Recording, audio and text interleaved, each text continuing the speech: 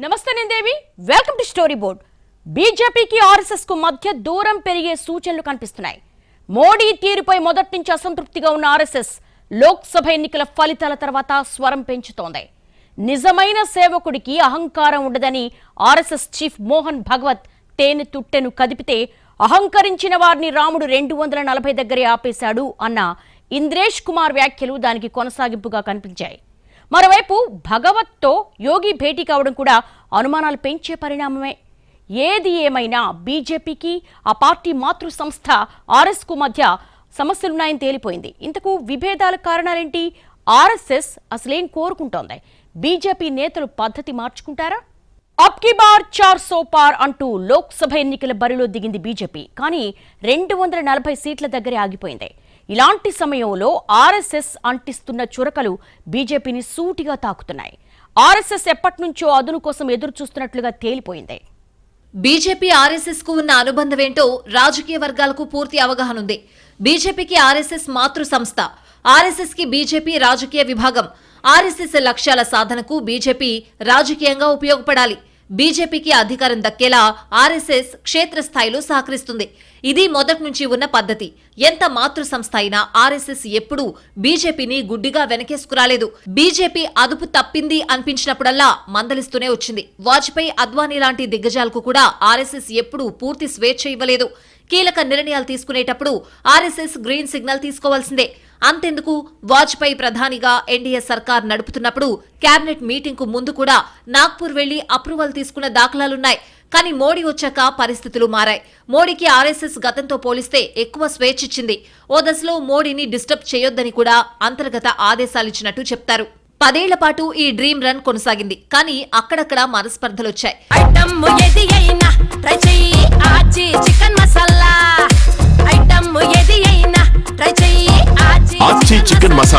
BJP క్రమంగా మూల సిద్ధాంతాల నుంచి దూరం జరిగి పవర్ పాలిటిక్స్ దిశగా నడవడాన్ని సంఘ్ జీర్ణించుకోలేకపోయింది. అయితే రాజకీయ అధికారం లేకుండా సైద్ధాంతిక లక్ష్యాలు సాధించలేమని మోడీ, షా జోడీ సంఘ్కు సర్దు చెప్పారు. కానీ నేతల విషయంలో కూడా సంఘ్ బ్యాక్గ్రౌండ్ ఉన్నవారికి కాకుండా వలస నేతలకు పెద్దపీట వేయడాన్ని ఆర్ఎస్ఎస్ అంగీకరించలేకపోయింది. ఆర్ఎస్ఎస్ ప్రతినిధులు అప్పుడప్పుడు తమ అభ్యంతరాలు చెప్పినా విన్నింగ్ మోడ్ లో ఉన్న బీజేపీ వాటిని పట్టించుకోలేదు. అటు ఆర్ఎస్ఎస్ కూడా డ్రీమ్ రన్ డిస్టర్బ్ కాకూడదని రచ్చ చేయకుండా సహకరించింది. కానీ 370 సీట్లు టార్గెట్ పెట్టుకుంటే మ్యాజిక్ ఫిగర్ కూడా రాకపోవడం, రామమందిరం కట్టిన అయోధ్యలో బీజేపీ ఓడిపోవడం ఆర్ఎస్ఎస్ ను పునరాలోచనలో పడేసింది. దీంతో సంఘ్ మనసులో మాటలు బయటకొచ్చాయి. నిజమైన సేవకుడికి అహంకారం ఉండకూడదని ఆర్ఎస్ఎస్ చీఫ్ మోహన్ భగవత్ పరోక్షంగా మోడీని ఉద్దేశించి మాట్లాడారు. ప్రధానమంత్రిని కాదు, ప్రధాన సేవకుణ్ణి అని మోడీ చెప్పుకుంటారు. ఆ సేవకుడిపైనే మోహన్ భగవత్ సెటైర్ వేయడం విపక్షాలకు ఆయుధాన్నిచ్చినట్లయింది. ఆర్ఎస్ఎస్ అలక ఇంతటితో తీరలేదు. మరో ఆర్ఎస్ఎస్ నేత ఇంద్రేష్ కుమార్ ఇంకో అడుగు ముందుకేశారు. అహంకారంతో వ్యవహరించిన పార్టీని రాముడు 240 దగ్గరే ఆపేశాడని సూటిగా బీజేపీకి గురిపెట్టారు. దీంతో బీజేపీ గొంతులో పచ్చవెలక్కాయ పడినట్టయింది. దీంతో ప్రతిపక్షాలు మరింత రెచ్చిపోయాయి. బీజేపీ మొదట ఆర్ఎస్ఎస్ కు సమాధానం చెప్పాలని డిమాండ్ చేశాయి. ఇది గత 10 ఏళ్లలో ఎప్పుడూ ఊహించని పరిణామం. ఆర్ఎస్ఎస్ ఇక్కడితో కూడా ఆగలేదు. అహంకారమే కొంప ముంచిందంటూ ఆర్ఎస్ఎస్ పత్రిక ఆర్గనైజర్ లో వచ్చిన ఆర్టికల్ బీజేపీలో కలకలం రేపింది. మోడీపై అతిగా ఆధారపడడం, సోషల్ మీడియాను ఎక్కువగా నమ్ముకోవడం, వలస నేతలకు ప్రాధాన్యత ఇవ్వడం, క్షేత్రస్థాయి వాస్తవాలు గమనించకపోవడం వల్లే సీట్లు తగ్గాయని కడిగిపారేసింది. ఈ అభిప్రాయాల్లో కొన్ని బీజేపీ క్యాడర్ మనసులో ఉన్న మాటలే అనే చర్చ కూడా జరిగింది. ఒక విషయం అయితే పక్కా అయిపోయింది. మోడీకి ఇప్పటికే ఎక్కువ హనీమూన్ పీరియడ్ ఇచ్చేశాం. ఇకనైనా జాగ్రత్త పడకపోతే కష్టమని ఆర్ఎస్ఎస్ భావిస్తోందని తేలిపోయింది. ఓవైపు ఇలా చురకలు అంటిస్తూనే మరోవైపు యూపీ సీఎం యోగి ఆదిత్యనాథ్ కలవడానికి కూడా మోహన్ భగవత్ ఇష్టపడకపోవడం దూరం మరింత పెరిగిందని చెప్పకనే చెప్తోంది. ప్రెసిడెంటే కాదు, అసలు పార్టీ మొత్తం ఆర్గనైజేషనే మళ్ళీ రివ్యూ చేసేటువంటి అవకాశం ఉంది. ఎందుకంటే పార్టీకి ఆర్గనైజింగ్ జనరల్ సెక్రటరీ ఉంటాడు. ఇతను అన్ని స్థాయిల్లోనూ ఆర్గనైజేషన్ జనరల్ సెక్రటరీ ఆర్ఎస్ఎస్ నుంచి వస్తారు. అది రాష్ట్రంలో కానీ కేంద్రంలో కానీ బీజేపీ విధానం అది. సో ఈ ఆర్గనైజింగ్ సెక్రటరీ అనుమతి లేకుండా బీజేపీలో ఏ పనులు జరగవు.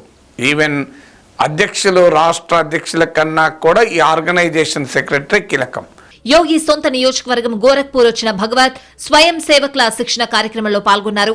యోగి కూడా ఆ సమయంలో గోరఖ్పూర్లోనే ఉన్నారు. భగవత్ ను కలవడానికి 2 సార్లు టైం కూడా అడిగారు. కానీ భగవత్ నుంచి రెస్పాన్స్ రాలేదు. ఇందులో పెద్ద విషయం ఏమీ లేదని, భగవత్ షెడ్యూల్ ముందే ఫిక్స్ అయిందని ఆర్ఎస్ఎస్ వివరణ ఇచ్చింది. కానీ దాల్ మే కుచ్ కాలా హై అనే మాటలైతే వినిపించాయి. లోక్సభ ఎన్నికల ఫలితాలపై ఆర్ఎస్ఎస్ చేసిన సూచనలపై కొందరు బీజేపీ నేతలు చేసిన వ్యాఖ్యలు భగవత్ కు కోపం తెప్పించాయనే వాదన వినిపిస్తోంది. అటు యూపీలో కూడా సగానికి పైగా సీట్లను కోల్పోవడం, మోడీతో పాటు యోగి పైన సంఘ్ కోపానికి కారణమనే చర్చ ఉండనే ఉంది. ఆర్ఎస్ఎస్ బీజేపీకి మాతృ సంస్థ. 2 సీట్ల పార్టీ సొంతంగా అధికారంలోకి వచ్చే వరకు జాగ్రత్తగా వేలు పట్టుకుని నడిపించింది. ఎన్నో రాష్ట్రాల్లో బీజేపీ బలపడ్డానికి స్వయం సేవకులు చాలా కష్టపడ్డారు. కేరళ లాంటి చోట ప్రాణాలు కూడా ఇచ్చారు. ఉత్తరాదిని బీజేపీకి కంచుకోటగా మార్చడంలో సంఘ్ పాత్ర అంతా ఇంతా కాదు. అంతేనా, బీజేపీకి ఏ స్థాయిలోనూ నాయకత్వ కొరత లేకుండా ఆర్ఎస్ఎస్ చూసుకుంటోంది. అగ్రనేతల దగ్గర నుంచి క్యాడర్ వరకు ఎవరు కావాలన్నా ముందే సిద్ధం చేస్తోంది. అలాంటి మాతృ సంస్థ ఎన్నికల ఫలితాలపై వ్యాఖ్యానించినా, పార్టీ వ్యవహార శైలిపై సలహాలు ఇచ్చినా సదుద్దేశంతో తీసుకోవాలి. అంతేకాని దురుద్దేశంతో అర్థం చేసుకోవడం మంచి పద్ధతేనా అనేది సంఘ్ భావన. కానీ కొందరు బీజేపీ నేతలు ఆర్ఎస్ఎస్ అనేది ఒకటుందనే సంగతే మర్చిపోయి మాట్లాడమే అసలు సమస్యగా ఉంది. ముఖ్యంగా సంఘ్ బ్యాక్గ్రౌండ్ లేని నేతలు ఆర్ఎస్ఎస్ తో సంబంధం లేదన్నట్టుగా వ్యవహరించడం విభేదాలకు ఆజ్యం పోసింది. దీనికి తోడు అలాంటి నేతలకే బీజేపీ పెద్దపీట వేస్తోందని ఆర్ఎస్ఎస్ ఆగ్రహంగా ఉంది. ఈ సంగతి పార్టీ అగ్రనేతలకు తెలిసినా లైట్ తీసుకోవడం మరింతగా ఈగోను హర్ట్ చేసింది. ఈ కారణంతోనే మొన్నటి ఎన్నికల్లో చాలా మంది స్వయం సేవకులు మనస్ఫూర్తిగా బీజేపీకి పనిచేయలేదనే అభిప్రాయాలొచ్చాయి. ఉత్తరాదిలోనూ అనుకున్నన్ని సీట్లు రాకపోవడానికి ఇదే కారణమనే చర్చ జరుగుతోంది. సంఘ్ ను లైట్ తీసుకుంటున్న బీజేపీకి ఓ ఝలక్ ఇవ్వాలని ఆర్ఎస్ఎస్ నిర్ణయించుకున్నట్లు కనిపిస్తోంది. అందుకే సార్వత్రిక ఎన్నికల ప్రచారంలో ట్రైలర్ చూపించిందనే చర్చ జరుగుతోంది. బీజేపీ బలం సంఘ్ వేసిన పునాదులపైనే ఉందని గుర్తుంచుకున్నంత కాలం సమస్యలు రాలేదు. కానీ ఎప్పుడైతే బలమంతా తన గొప్పేనని బీజేపీ భావించడం ప్రారంభించిందో అక్కడే ఆర్ఎస్ఎస్ తో తేడా వచ్చింది. ఆర్ఎస్ఎస్ గతంతో పోలిస్తే బీజేపీని రాజకీయంగా ఇబ్బంది పెట్టకుండా సంయమనం పాటిస్తున్నా బీజేపీ మాత్రం ఇవ్వాల్సిన గౌరవం ఇవ్వడం లేదనేది ఆర్ఎస్ఎస్ ఫీలింగ్. పైగా గతంలో మాదిరిగా రచ్చ చేయడం లేదు కాబట్టి ఆర్ఎస్ఎస్ బీజేపీని ఇప్పుడు ఏవీ చేయలేదనే భ్రాంతిలోకి వెళ్లడం మరింత ప్రమాదకరమని సంఘ్ గుర్తించింది. ఈ పోకడను అర్జెంటుగా కట్ చేయాలనే ఉద్దేశంతోనే వ్యూహాత్మకంగా వ్యవహరిస్తోంది అనేది రాజకీయ వర్గాల అభిప్రాయం. అందుకే ఏడాది తర్వాత మణిపూర్ హింస గురించి కూడా ఆర్ఎస్ఎస్ చీఫ్ మాట్లాడి విపక్ష శిబిరానికి అస్త్రాన్ని అందించారనే చర్చ జరుగుతోంది. మోడీ రాకముందు బీజేపీ వేరు, ఆయన వచ్చాక బీజేపీ వేరు. ఆర్ఎస్ఎస్ కు సిద్ధాంతాలున్నాయి. తన రాజకీయ లక్ష్య సాధనకే బీజేపీ ఏర్పడింది. అంతేకాని పవర్ పాలిటిక్స్ చేయడానికి కాదు. కానీ మోడీ పవర్ పాలిటిక్స్ తొలి నుంచి సంఘ్కు సరిపడలేదు అన్న వాదన వినిపిస్తోంది. బీజేపీ మోడీ చేతుల్లోకి వచ్చాక సంఘ్ తో గ్యాప్ పెరిగిన మాట వాస్తవం అంటున్నారు పరిశీలకులు. మోడీ పార్టీని మించెదిగారు. సంఘ్ ను కూడా కాదని నిర్ణయాలు తీసుకున్నారు. అక్కడక్కడ ఆర్ఎస్ఎస్ ప్రతినిధులు ప్రశ్నించినా వారిని పట్టించుకోలేదు. చివరకు ఆర్ఎస్ఎస్ నుంచి బీజేపీలోకి ఎవరు రావాలో కూడా ఆయన డిసైడ్ చేసే పరిస్థితి వచ్చింది. కానీ 3 దశాబ్దాల తర్వాత ఒకే పార్టీ సొంత మెజారిటీతో సర్కారు ఏర్పాటు చేయడం మోడీతోనే సాధ్యమైందని ఆర్ఎస్ఎస్ ఆయనకు కాస్త చనువిచ్చింది. కానీ సంఘ్ చనువిచ్చింది కదా అని చంకనెక్కకూడదనే విషయం మోడీ మర్చిపోయారు అనేది ఆర్ఎస్ఎస్ కంప్లైంట్. మోడీ గుజరాత్ సీఎంగా ఉన్నన్నాళ్లు హిందుత్వానికి కట్టుబడే ఉన్నారని, కానీ ప్రధాని అయ్యాక పద్ధతి మార్చుకున్నారనే ఫిర్యాదు కూడా సంఘ్కుంది. ఆర్ఎస్ఎస్ కు కొన్ని సిద్ధాంతాలున్నాయి. వాటి కోసం ప్రాణార్పణ చేసిన నేతలు, క్యాడర్ ఉన్నారు. మూల సిద్ధాంతాలపై రాజీలేని పోరాటం చేసిన చరిత్ర ఆర్ఎస్ఎస్ కుంది. అయితే లక్ష్యాలు సాధించాలంటే రాజకీయ అధికారం కూడా కావాలని ఆలస్యంగా తెలుసుకుంది. అందుకే తన రాజకీయ విభాగం బీజేపీని ఏర్పాటు చేసింది. బీజేపీని అడుగడుగునా ముందుండి నడిపించింది. బిడ్డ ఎదుగుతున్న కొద్దీ తల్లిదండ్రులు బ్యాక్ స్టేజ్ కు వెళ్లిపోయినట్టే బీజేపీ బలం పెరుగుతున్న కొద్దీ ఆర్ఎస్ఎస్ బ్యాక్గ్రౌండ్ లో పనిచేయడానికి పరిమితమైంది. అంత మాత్రాన ఆర్ఎస్ఎస్ మూల సిద్ధాంతాలు కాదని బీజేపీ ప్రవర్తిస్తే చూస్తూ ఊరుకునే ప్రసక్తే లేదు. వాజ్పేయి లాంటి నేతని కూడా 2-3 సార్లు సంఘ్ చీఫ్లు నిలదీసినంత పనిచేశారు.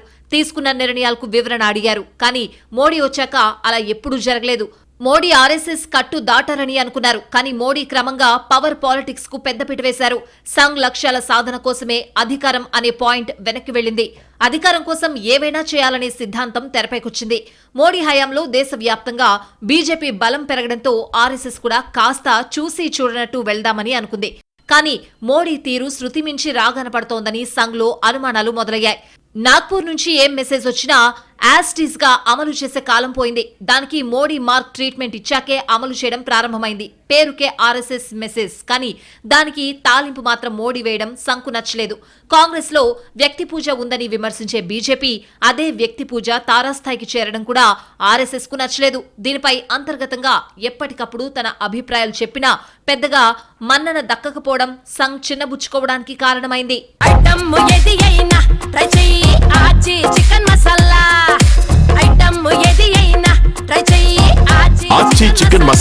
ఇవన్నీ ఆర్ఎస్ఎస్ ఆడుతున్న నాటకంలో భాగమేనని రాజకీయ విశ్లేషకులు కొందరు పేర్కొన్నారు. బీజేపీ గత 2 పర్యాయాలు గెలిచినప్పుడు అది హిందుత్వ ఎజెండాకు లభించిన విజయంగా చెప్పుకున్నవారు ఇప్పుడు ఓటమి ఎదురయ్యేసరికి అది ఆ పార్టీ నాయకత్వ వైఫల్యంగా చిత్రీకరించడం సంఘ్ పరివార్కు అలవాటైన విద్య అని వారు పేర్కొంటున్నారు. బీజేపీ సమర్థత తగ్గినప్పుడే ఆర్ఎస్ఎస్ అవసరం వస్తుందని మోహన్ భగవత్ అనడం కూడా ఈ గేమ్ ప్లాన్ లో భాగమే. ఆర్ఎస్ఎస్ కు అత్యంత సంతృప్తినిచ్చే ప్రభుత్వమే గత 10 ఏళ్లుగా కేంద్రంలో ఉంది. గత టర్మ్లో సంఘ్ పరివార్ దీర్ఘకాలిక ఎజెండాలో ముఖ్యమైన వాటిని మోడీ ప్రభుత్వం ఆచరణలో పెట్టింది. అయోధ్యలో బాబ్రీ మసీదు కూల్చిన చోట నిర్మించిన ఆలయాన్ని ప్రధాని స్వయంగా ప్రారంభించారు. మోహన్ భగవత్ దగ్గర ఉండి ఇదంతా నడిపించారు. జమ్మూ కాశ్మీర్ కు ప్రత్యేక హోదా కల్పించే ఆర్టికల్ 370ని రద్దు చేసి ఆ రాష్ట్రాన్ని 2 కేంద్రపాలిత ప్రాంతాల స్థాయికి కుదించారు. మత ప్రాతిపదికన పౌరసత్వం కల్పించే సిఏఏ చట్ట సవరణను తీసుకొచ్చారు. ఏకరూప పౌర స్మృతి అమలుకు చట్టాన్ని తీసుకొచ్చేందుకు యత్నించారు. ఇవన్నీ ఆర్ఎస్ఎస్ ప్రమేయం లేకుండానే బీజేపీ చేసిందా? ఈసారి 400కి పైగా ఎంపీ సీట్లు గెలవాలని లక్ష్యంగా బీజేపీ ప్రకటించడం ఆ పార్టీ శ్రేణులు అర్థం చేసుకోలేకపోయాయని బీజేపీ అతి విశ్వాసానికి ఇదొక నిదర్శనమని ఆర్గనైజర్లు రాశారు. బీజేపీ నాయకులు 400కి పైగా సీట్లు లక్ష్యాన్ని ప్రకటించి ఊహల బుడగలో ఊరేగారు. పోస్టర్లు షేర్ చేసుకుంటూ సోషల్ మీడియాలో సెల్ఫీలు పెట్టుకుంటే సరిపోతుందా? లక్ష్యాన్ని చేరుకోవడానికి కఠోర శ్రమ చేయనవసరం లేదా అంటూ ఆర్ఎస్ఎస్ కు తెలియకుండానే బీజేపీ ఈ లక్ష్యాన్ని నిర్దేశించినట్లు వ్యాస రచయిత నమ్మబలికారు. నిజానికి ఇది ఆర్ఎస్ఎస్ శతవార్షికోత్సవ సంవత్సరం. జేపీ నడ్డాను ఈసారి బీజేపీ అధ్యక్ష పదవి నుంచి తొలగిస్తున్నట్లు ఫీలర్లు వదిలారు. నడ్డా స్థానంలో ఈసారి కరడుగట్టిన ఆర్ఎస్ఎస్ వాదిని నియమించబోతున్నట్లు లీకులిస్తున్నారు. ఆర్ఎస్ఎస్ మెల్లగా అసంతృప్త స్వరం బహిరంగంగా వినిపించడం వెనుక దీర్ఘకాల వ్యూహముందన్న అనుమానాలు వ్యక్తమవుతున్నాయి. మరో 2 ఏళ్లలో మోడీ వయసు 75 ఏళ్లు దాటుతుంది. బీజేపీ పార్టీ నిబంధనల ప్రకారం 75 ఏళ్ల తర్వాత క్రియాశీలక రాజకీయాల నుంచి తప్పుకోవాలి. కానీ మోడీ మాత్రం ఈ 5 ఏళ్లు కూడా పీఎంగా కొనసాగాలని అనుకుంటున్నారు. బీజేపీ బలహీనపడ్డంతో పార్టీలో ఆర్ఎస్ఎస్ లో మోడీకి వ్యతిరేక స్వరాలు వినిపిస్తున్నాయి. త్వరలో ఢిల్లీ, హర్యానా, మహారాష్ట్రలో అసెంబ్లీ ఎన్నికలు ఉన్నాయి. అక్కడ బీజేపీకి అనుకూల ఫలితాలు రాకపోతే మోడీపై మరింత ఒత్తిడి పెరిగే అవకాశం ఉంది. మరింత మంది ఆయనకు వ్యతిరేకంగా వాయిస్ పెంచుతారు. మోడీకి 75 ఏళ్లు వచ్చే నాటికి దేశంలో రాజకీయాలు మారిపోతాయి. అందుకే ఆర్ఎస్ఎస్ కూడా ఆయనకు చెక్ పెట్టేలా ఇప్పటి నుంచే కొత్త వ్యూహం రెడీ చేస్తున్నట్లుగా ఎక్కువ మంది అనుమానిస్తున్నారు. ఇప్పుడు మోడీ విషయంలోనే కాదు, మొదటి నుంచి ఆర్ఎస్ఎస్ తీరు ఇలాగే ఉంది. ఏ నేతను ఎక్కువ కాలం కొనసాగించడం ఆర్ఎస్ఎస్ కు అభిమతం కాదు. దీర్ఘకాలం ఒకే నేత పాతుకుపోయి పవర్ సెంటర్ గా ఎదగడం సంఘ్ లక్ష్య సాధనకు ఇబ్బందికరం అనే భావన ఉంది. గతంలో వాజ్పేయి, అద్వానీ విషయంలో సంఘ్ వ్యవహార శైలిని విశ్లేషకులు గుర్తు చేసుకుంటున్నారు. ఇప్పుడు మోడీని కూడా జాతీయ యవనికపై తేవడంలో కీలక పాత్ర పోషించిన ఆర్ఎస్ఎస్ ఆయన రిటైర్మెంట్ కు వేదిక సిద్ధం చేస్తోందా అనే సందేహాలొస్తున్నాయి. ఎప్పటికప్పుడు ప్రత్యామ్నాయ నాయకత్వాన్ని సిద్ధంగా ఉంచడం ఆర్ఎస్ఎస్ సహజ లక్షణం. అందుకే ఒక నేత లేకపోతే ఎలా అనే చింత ఎప్పుడూ ఉండదు. బీజేపీ సంఘ్ సిద్ధాంత బలంతో నడవాలి, కానీ వ్యక్తుల చరిష్మాతో కాదని ఆర్ఎస్ఎస్ బలంగా నమ్ముతుంది. ఆ సూత్రాన్నే ఖచ్చితంగా ఆచరణలో పెడుతోంది. ఈ విషయంలో ఎవరికీ మినహాయింపులు ఉండబోవనే వాదన గట్టిగా వినిపిస్తోంది. ఆర్ఎస్ఎస్ ఎజెండాను మోడీ మర్చిపోలేదు. ఆర్టికల్ 370 రద్దు చేశారు. రామ మందిరం నిర్మించారు. అయినా ఆర్ఎస్ఎస్ అసంతృప్తిగానే ఉంది. అసలు కారణం ఏంటి? అసలు ఆర్ఎస్ఎస్ మనసులో ఏముంది? అయోధ్యలో రామమందిర భూమి పూజ కార్యక్రమంలో మోడీ, భగవత్ కలిసి కనిపించారు. ప్రాణప్రతిష్ఠ వేడుకలోనూ వీరిద్దరూ మరోసారి ఒకే దగ్గర కనిపించారు. రామమందిర గర్భగుడిలో మోడీతో కలిసి పూజలు చేస్తూ వేదిక మీద ప్రసంగిస్తూ భగవత్ కనిపించారు. ప్రాణప్రతిష్ఠ కార్యక్రమంలో భగవత్ పాల్గొన్నారు. కానీ ఆ వేడుకలో ప్రధాన వ్యక్తిగా మాత్రం కాదు. మోడీ ముఖ్యమంత్రిగా ఉన్నప్పుడు ఆర్ఎస్ఎస్ లోని కొంతమంది వ్యక్తులు మోడీ ఒక ప్రచారక్ కూడా కాబట్టి ఆర్ఎస్ఎస్ కార్యాలయానికి వచ్చి అక్కడి ప్రముఖులకు రిపోర్ట్ చేయాలని కోరుకున్నారు. కానీ సంఘ్ కార్యాలయానికి మోడీ వెళ్లలేదు. ముఖ్యమంత్రిగా ఉంటూనే సంఘ్ అజెండాను మోడీ ముందుకు తీసుకువెళ్లారు. ఎన్నికైన నాయకులు సంఘ్ కార్యాలయానికి వెళ్లకూడదని మోడీ నమ్మారు. కొంతకాలం తర్వాత రెండింటి మధ్య సమానత్వం ఏర్పడింది. ఆర్ఎస్ఎస్ ఆధిపత్యం ముగిసింది. మోడీ కూడా ఎప్పుడూ సంఘ్కు సంబంధించిన ఏ సిద్ధాంతాన్ని ఉల్లంఘించలేదు. నిజానికి ఆయన సంఘ్కు గట్టి ప్రచారకుడు. కేంద్రంలో బీజేపీ ప్రభుత్వం ఉండడం వల్ల ఆర్ఎస్ఎస్ కు చాలా ప్రయోజనాలు కలుగుతున్నాయని రాజకీయ విశ్లేషకులు భావిస్తున్నారు. ఆర్ఎస్ఎస్ లోని అట్టడుగు స్థాయి కార్యకర్తలు లేకుండా ఎన్నికల్లో గెలవడం అంత సులువు కాదనే విషయం బీజేపీకి అర్థమైంది. పరస్పర ప్రయోజనాల దృష్ట్యా ఇద్దరి మధ్య గొడవలు ఎక్కువ కాలం ఉండే అవకాశం లేదు. వాజ్పేయి తరహాలో కాకుండా నరేంద్ర మోడీకి సంఖ్యాబలం ఉంది. ప్రభుత్వంలోని అనేక శాఖలు, కౌన్సిళ్లను ఆయన సంఘ్ పరివార్కు చెందిన వ్యక్తులతో నింపగలిగారు. వాస్తవానికి బీజేపీ సిద్ధాంతాలు పూర్తిగా అర్థమై దానికి అనుగుణంగా నడుచుకోవాలంటే సంఘ్ నుంచి వచ్చిన నేతలతో లేదా బీజేపీలో దశాబ్దాల నుంచి పనిచేస్తూ పైకి ఎదిగిన నేతలతో మాత్రమే సాధ్యమవుతుంది. కానీ బీజేపీ ఇటీవల వలస నేతలకు పెద్దపీట వేస్తోంది. సార్వత్రిక ఎన్నికల టికెట్ల పంపిణీలోనూ సొంత నేతల కంటే వలస నేతలకే ప్రాధాన్యత ఇచ్చింది. దీంతో బీజేపీలో అసమ్మతి సెగలు రేగుతున్నాయి. బయట నుంచి వచ్చిన వారికే టికెట్లు కేటాయిస్తే పరిస్థితి ఏంటని నేతలు వాపోతున్నారు. ఈ విషయంలో ఆర్ఎస్ఎస్ చాలా ఆగ్రహంగా ఉందన్న మాట వాస్తవం. ఆర్ఎస్ఎస్ ఎప్పుడూ ప్రత్యక్ష రాజకీయాలకు వెళ్లలేదు. కానీ వీహెచ్పీ, భారతీయ కిసాన్ సంఘ్, భారతీయ మజ్దూర్ సంఘ్, స్వదేశీ జాగరణ్ మంచ్ వంటి దాదాపు 20 నుంచి 22 అనుబంధ సంఘాల ద్వారా దేశమంతా విస్తరించింది. ఇప్పుడున్న బీజేపీని ఆర్ఎస్ఎస్ కు రాజకీయ విభాగంగా, పొలిటికల్ ఫేస్ గా భావించొచ్చు. మొదట్లో ఆర్ఎస్ఎస్ తన రాజకీయ విభాగంగా భారతీయ జనసంఘ్ ను ఏర్పాటు చేసుకుంది. ఆ భారతీయ జనసంఘ్ 1970 దశకంలో జనతా పార్టీలో విలీనమైంది. జనతా పార్టీలో ఉంటూ ఆర్ఎస్ఎస్ తో సంబంధాలు కలిగి ఉండకూడదనే ఒత్తిడి వచ్చినప్పుడు జనసంఘ్ సభ్యులు బయటకొచ్చి బీజేపీగా ఏర్పడ్డారే తప్ప ఆర్ఎస్ఎస్ తో సంబంధాలను తెంచుకోలేదు. ఇది ఆర్ఎస్ఎస్ బీజేపీ మధ్య ఉన్న బలమైన అనుబంధం. ఆర్ఎస్ఎస్ ఏ అనుబంధ సంఘాన్ని ఏర్పాటు చేసినా అది దాని సిద్ధాంతాలను తూచా తప్పకుండా పాటించాల్సిందే. ఆర్ఎస్ఎస్ తాను ఏర్పాటు చేసిన ఇతర అనుబంధ సంఘాల్లో నాయకులను తయారు చేసి వారిని బీజేపీలోకి పంపేది. ఆర్ఎస్ఎస్ కు కోపం తెప్పిస్తే తమ పదవులు ఊడిపోతాయని, పరువు పోతుందన్న జంకు బీజేపీ నేతల్లో ఉండేది. ప్రధానమంత్రి మొదలుకొని ముఖ్యమంత్రి, మంత్రుల దాకా ఎవరూ ఆర్ఎస్ఎస్ మాటను దాటే సాహసం చేసేవారు కాదు. ఒక రాజకీయ పార్టీగా బీజేపీ నేతల ధీమా అంతా ఆర్ఎస్ఎస్ మీదే. అద్వానీ రథయాత్ర విజయవంతమైందన్నా, కరసేన సాగిందన్నా, బీజేపీ విస్తరించిందన్నా, ఎన్నికల్లో గెలిచిందన్నా ఆర్ఎస్ఎస్ చలువే. బీజేపీ నాయకులు ఏ పదవులు చేపట్టినా ఆర్ఎస్ఎస్ కు విధేయంగా ఉండేవారు. ఆర్ఎస్ఎస్ గీసిన గీత దాటకపోయేవారు. దాని ఆగ్రహానికి గురైతే తమ రాజకీయ భవిష్యత్ శూన్యమైనట్లేనని భావించేవారు. కాబోయే ప్రధానిగా గుర్తింపు పొందిన అద్వానీ పాకిస్తాన్ పర్యటనలో జిన్నాపై వ్యక్తం చేసిన ఒక అభిప్రాయం ఆర్ఎస్ఎస్ కు అభ్యంతరకరంగా తోచింది. దీంతో అంతటి బలమైన నాయకుణ్ణి రాజకీయ అంధకారం ఆవరించింది. నాయకుల మధ్య విభేదాలకు పరిష్కారం నాగ్పూర్లో లభించేది. ఇలా ఒకప్పుడు ఆర్ఎస్ఎస్ బీజేపీ అంటే తల్లి బిడ్డల పేగుబంధం అనుకునేవారు. కానీ ఇప్పుడు కాలం మారిపోయింది. ఇప్పుడు సంప్రదాయవాదులు, అతివాదులుగా ఆర్ఎస్ఎస్ చీలిపోతోంది. దీనికి కారణం ఆర్ఎస్ఎస్ కంటే బీజేపీ పెద్దగా పెరగడం. ఒకప్పుడు సర్సంఘ్ చాలకులుగా పనిచేసిన రజ్జూ భయ్యా, సుదర్శన్ తదితరులు స్థాయి చాలా పెద్దది. అప్పుడు బీజేపీలో వాజ్పేయి, అద్వానీ లాంటి వాళ్లున్నా వారికి స్వతంత్ర వ్యక్తిత్వం ఉండేది. దీనివల్ల బీజేపీ అగ్రనేతలు నాగ్పూర్ మాటను గౌరవించేవారు. నాగ్పూర్ పెద్దలు బీజేపీ నాయకులను గౌరవించేవారు. కానీ నరేంద్ర మోడీ ప్రధాని అయిన తరువాత పరిస్థితిలో పూర్తిగా మార్పొచ్చింది. పార్టీ ఆర్గనైజింగ్ సెక్రటరీగా ఉన్న మోడీ ఢిల్లీలో ఉండి చక్రం తిప్పి కనీసం ఎమ్మెల్యేగా కూడా గెలవకుండా గుజరాత్ ముఖ్యమంత్రి కాగలిగారు.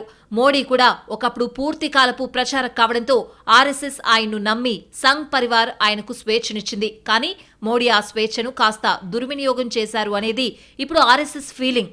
ఆర్ఎస్ఎస్ బీజేపీ ఎప్పుడు వ్యూహాత్మకంగా చేస్తూనే ఉంటారు. కొంచెం ఏదో దూరం అయినట్టు ఒక సంకేతం ఇవ్వడం, మళ్ళీ సర్దుకోవడం, ఇదంతా మామూలే. వాజ్పేయి ఉన్నప్పుడు కూడా జరిగింది. ఒకసారి అయితే మోదీ బృందం మొత్తం నాగ్పూర్ వెళ్ళి కూర్చొని వివరణలు ఇచ్చిన సందర్భం కూడా మనకు తెలుసు. ఓవరాల్ గా ఆర్ఎస్ఎస్ బీజేపీ మధ్య విభేదాలు కొత్తేం కాదు. గతంలోనూ వచ్చాయి, తర్వాత సద్దుమణిగాయి. అంతేకాని ఒకరి ముఖం మరొకరు చూసుకోలేనంతగా శత్రుత్వం పెంచుకుంటున్నారు అనుకోవడం భ్రమే అవుతుంది. ఆర్ఎస్ఎస్ ప్రస్తుతం కేవలం బీజేపీకి హెచ్చరిక సందేశం మాత్రమే పంపుతోంది. అంతేకాని తెగదెంపుల ఉద్దేశం కానే కాదు. అటు బీజేపీలోనూ క్రమంగా పునరాలోచన మొదలవుతుంది. కొన్నాళ్ల తర్వాత అయినా సంఘ్ని శాంతపరిచే చర్యలుండొచ్చు. ప్రస్తుతం వచ్చిన గొడవ కాషాయ కప్పులో తుఫానే అంటున్నారు పరిశీలకులు.